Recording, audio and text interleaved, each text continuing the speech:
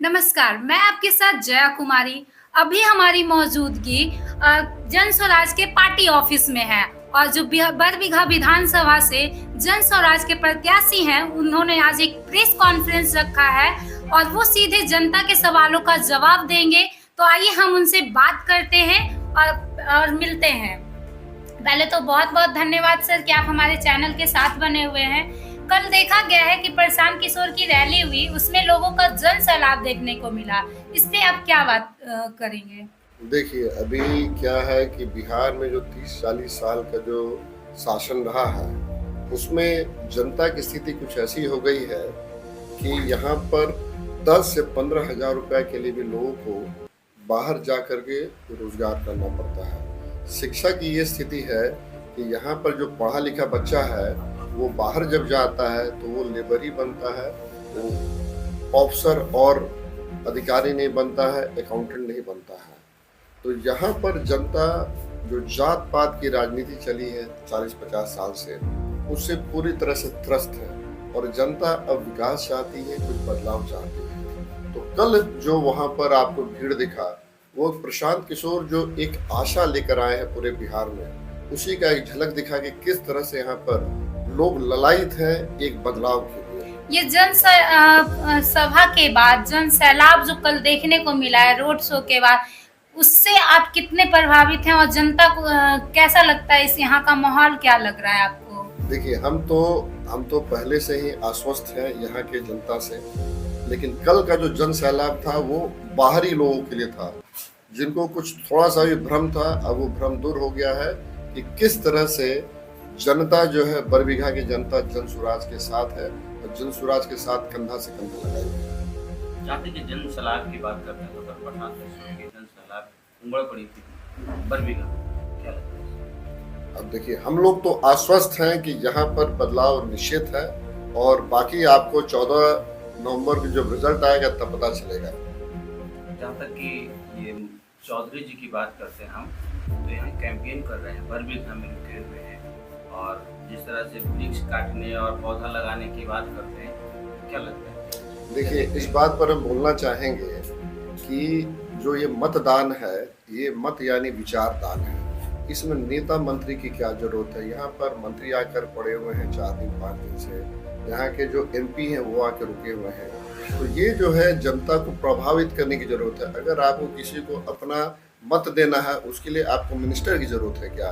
जो मिनिस्टर यहाँ पर कभी काम करने नहीं आते हैं, वो मतदान के समय 5 दिन जरूर आके कैंप करते हैं। लेकिन एक बात बताएंगे कि जनता आश्वस्त है और जनता जो है बहुत आज के डेट में बुद्धिमान है। वो जानती है कि ये लोग सिर्फ आएंगे मोहित करने के लिए और वो 5-10 लोगों को मोहित करके चले जाएंगे। जनता को मोहित नहीं कर पाएंगे। जनता समझदार है और जनता इस बार विकास के साथ जाएगी, जनता इस बार बदलाव के साथ जाएगी। जहाँ तक अब चौधरी जी की बात है आपने की, तो माननीय मंत्री जो है वो यहाँ की जमीन को, यहाँ पर बरबीघा को वो अपना बपौती नहीं समझे। हम ये बोलेंगे यहाँ की जनता समझदार है, अपना निर्णय खुद लेगी और वो ले चुकी है बदलाव के लिए। और 14 नवंबर जो अब रिजल्ट आएगा, उस दिन देखिएगा कि क्या रिजल्ट आता है। उन्होंने बताया कि हमने पेड़ लगाया, अभी पेड़ काटे। अब भाई, कौन सा पेड़ लगाए? ये कोई पेड़ किसी का बपौती, तो फिर से उस शब्द का हम यूज करेंगे कि किसी की जागीर थोड़ी के पेड़ लगाया। ये पेड़ इधर दिखाइए, इनका पेड़ लगाया हुआ है। ये जो है इनका नहीं बताएंगे कि श्री बाबू जो है ये कभी बोले कि मेरा पेड़ लगाओ, मेरा पेड़ काटेंगे। इस तरह के शब्द का जो है, बरबीघा एक शालीन जगह है। बरबीघा जो है एक ऐसा जगह है जहाँ पर कि श्री बाबू और लाला बाबू जैसे लोग रहे हैं, जिनको कि लाला बाबू बोला जाता है कि जिन्होंने अपना सर्वस्व दान कर दिया बरबीघा के लिए और एक शब्द नहीं बोला। यहाँ के युवाओं को आप क्या संदेश देंगे? 2 दिन शेष बचा है। देखिए, आज की तारीख जन स्वराज के साथ सारे युवा खड़े हैं। और क्यों खड़े हैं कि आज की जो स्थिति है बिहार की, उससे युवा सबसे ज्यादा त्रस्त है। आज युवा को यहाँ पर रोजगार नहीं है, उसको बाहर जाना पड़ता है। युवा के पास शिक्षा नहीं है। बरबीघा की बात करिए, बरबीघा जो एक समय एसकेआर पूरे बिहार का सबसे बढ़िया कॉलेजेस में से एक होता था, आज उस कॉलेज की स्थिति है कि उसमें क्लास नहीं होता है। आज बरबीघा में कोई बढ़िया स्कूल नहीं है। बरबीघा एक ऐसा जगह था जहाँ पर रामधारी सिंह दिनकर का कर्म भूमि था। अब वहाँ पर आज ऐसा है कि यहाँ से बच्चे जो है बिहार में पटना और कोटा जा रहे हैं पढ़ने के लिए।